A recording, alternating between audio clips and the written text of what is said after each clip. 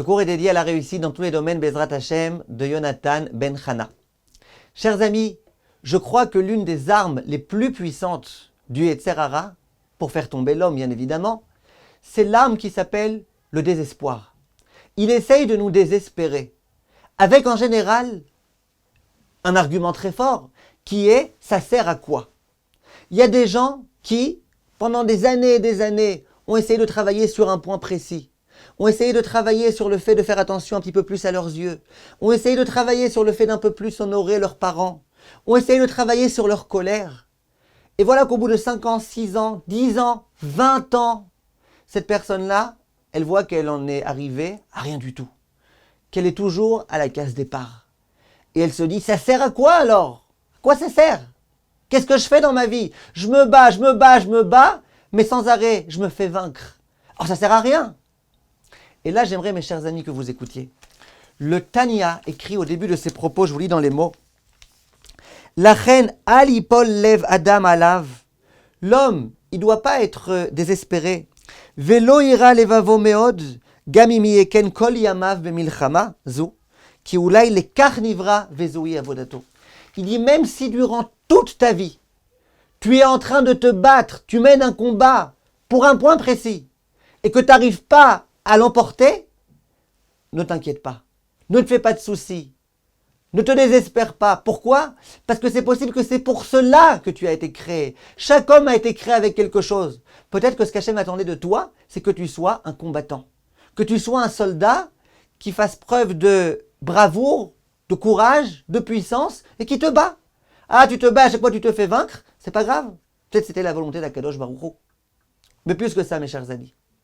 Il y a un très grand rave qui raconte, il s'appelait le rave Mendel Potraps, et il disait que lorsqu'il était en Russie, en prison, il lui arrivait de voir une scène poignante. Il voyait une araignée qui avait tissé sa toile, et il voyait quelquefois une mouche qui se prenait dans la toile. Et la mouche, elle commençait à s'agiter, à s'exciter pour essayer de s'enfuir. Et elle n'arrivait pas à s'enfuir. L'araignée, quant à elle, était en train d'observer cette mouche. Et la mouche essayait de se débattre, etc. Au moment où la mouche sentait qu'elle n'avait plus aucune force et qu'elle a succombé, c'est à ce moment-là que l'araignée est venue et qu'elle s'est régalée. Dit le Rav, quand on voit une chose pareille, on peut se demander qu'est-ce qu'Hachem veut nous enseigner. Parce que de tout, on peut apprendre.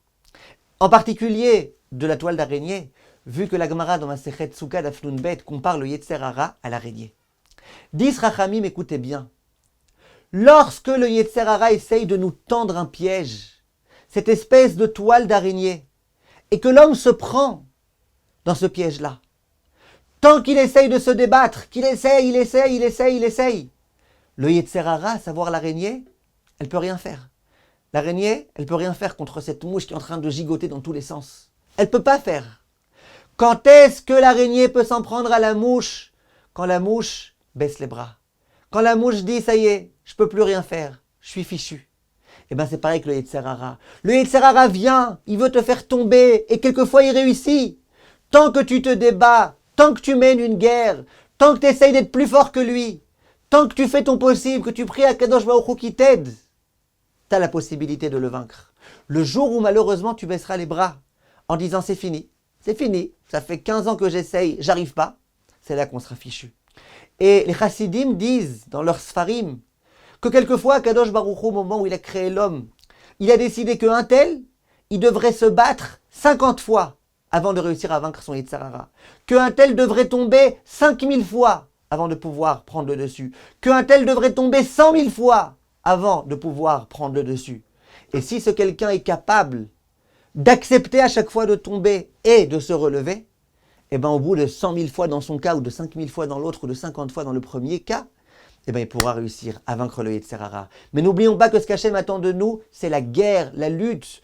C'est de cette façon-là qu'on prouve notre attachement à Kadosh Baruch Hu.